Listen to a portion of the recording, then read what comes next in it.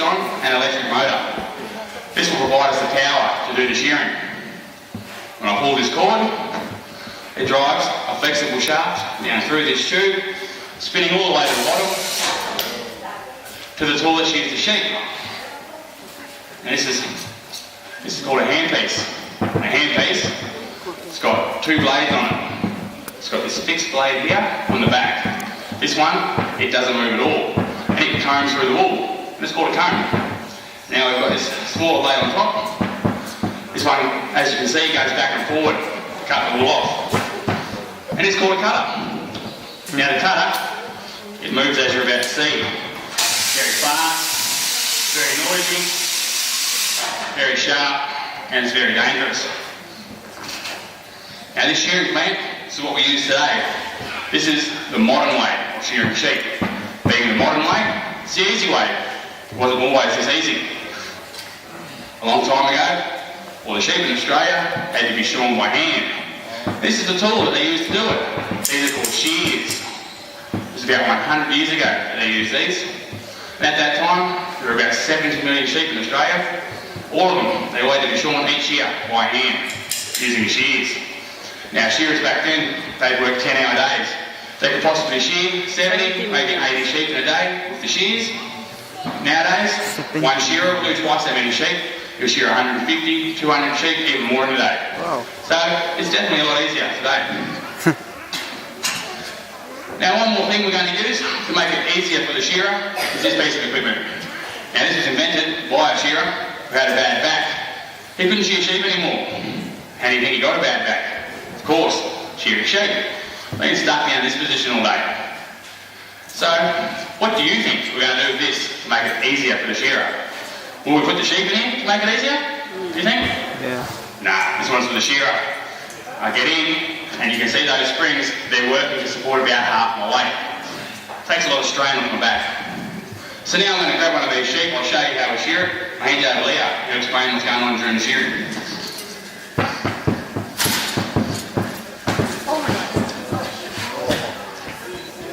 When the shearer catches the sheep, first thing he does is he turns it upside down very quickly.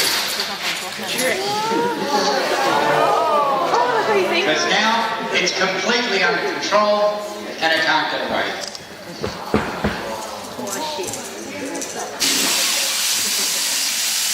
When the shearer starts to shear the sheep, he'll start by removing all the belly wool first. Once the belly wool has been shorn off, it's kept separate from the rest of the wool. This is because the belly wool needs a different processing from other wool. The reason for this is the sheep will lay down on its belly and pick up a lot of rubbish from the ground, mainly vegetable matter, grass seeds, burrs, prickles, very hard to remove from the wool. In a commercial shearing shed, there's more than one shearer. There's usually 4 or 5 standing together, and we call them a team of shearers. They'll start work at 7:30 in the morning, work for 2 hours, have a break, a cup of tea, work for another 2 hours, and so on for an 8-hour day. Now, when the shearer is shearing around the sheep's head, he must be very careful of their eyes and their ears.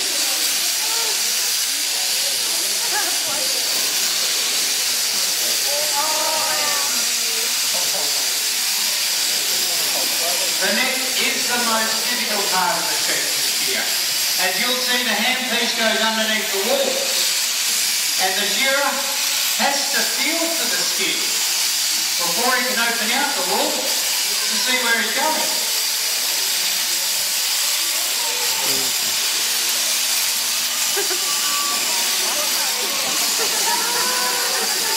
In Australia, we shear mainly merino sheep. That's the breed. And merinos are very wrinkly and have a lot of loose skin all over their bodies, mainly around the neck. So you might like to think of shearing as having your hair cut. When you have your hair cut, it doesn't hurt. You look neat and tidy for a while, but your hair keeps growing. And before long, you need to cut again. It's the same with the sheep, but we only shear them once a year.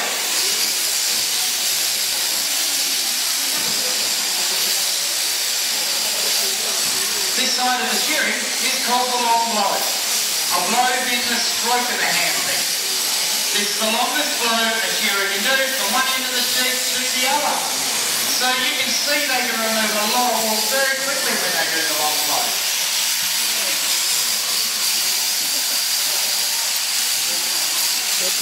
A typical sheep farm in Australia has around 5,000 sheep.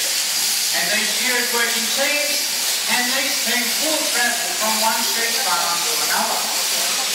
Once they are there at the farm, they'll stay there until all the sheep have been shorn and then move on to the next farm.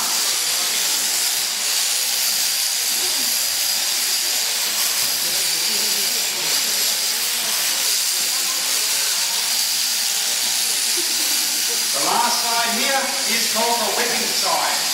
It's called this because it's the fastest side of the shear. Having already removed most of the wool, all the shearer has to do now is quickly whip down this last side so as he can finish off this sheep and get out his next one. A shearer will be paid about $2.60 for every sheep he shears. Now that may not sound like much, but as they can shear between 150 to 200 sheep a day, they can earn quite a bit of money.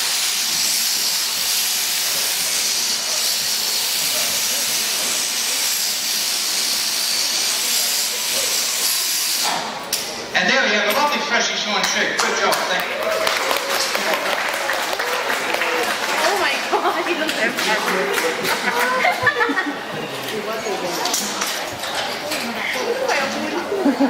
Now in the wool, there's an active grease, which is called lanolin. Now lanolin is very good for our skin. You've probably all heard of it. A lot of skincare products and ladies' cosmetics can be made from lanolin. Now it's also very good for the sheep itself. Immediately after being shorn, the sheep, it will produce a large amount of lanolin. And this covers its entire body in a grease that helps protect it from the weather, keeping the sheep warm and dry, which means we can put the sheep outside as soon as it's been shorn, any time of the year, even winter time, and the sheep, it won't suffer at all. Now, when I give the body of the sheep, give it a good hard rub it for a long time, you'll be able to see the lanolin shining on my hands. Now I can certainly feel that. It's very greasy, it's very good for our skin. So after the show, when the sheep's back in the pen, you might like to go in there and give it a good hard rub. Just like I did. Rub it for a long time, rub it all over your face, you'll have lovely soft skin, you'll smell terrible, but your skin will be good.